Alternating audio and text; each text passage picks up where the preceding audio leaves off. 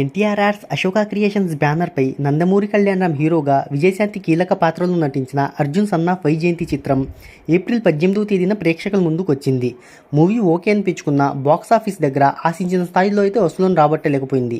ఈ movie budget ఎంత, break even target ఎంత, వసూలు చేసిన కలెక్షన్లు ఎంత, ఈ సినిమాకు లాభమా నష్టమా, వివరాల్లోకి వెళ్ళబోయే ముందు ఒక చిన్న రిక్వెస్ట్, మన ఛానల్లోని వీడియోస్ చూసి నచ్చితే సబ్స్క్రైబ్ చేసి లైక్ కొట్టి షేర్ చేయండి.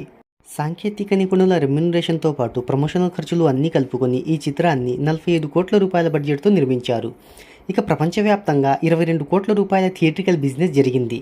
ఈ చిత్రం లాభాల్లోకి రావాలి అంటే 25 కోట్ల రూపాయల షేర్ను, 50 కోట్ల రూపాయల గ్రాస్ వసూలను రాబట్టాలి.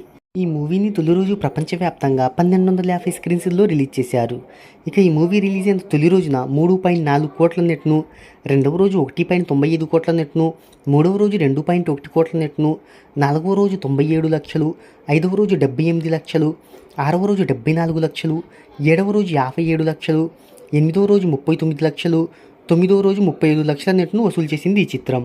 ఈ మూవీ 9 రోజుల వరకు ఇండియా వేడిగా 8.7 కోట్ల నెట్ను కలెక్ట్ చేయగా, ఇక ఓవర్సీస్ కలెక్షన్లతో కలుపుకొని ప్రపంచవ్యాప్తంగా 12.33 కోట్ల నెట్ను రాబట్టింది.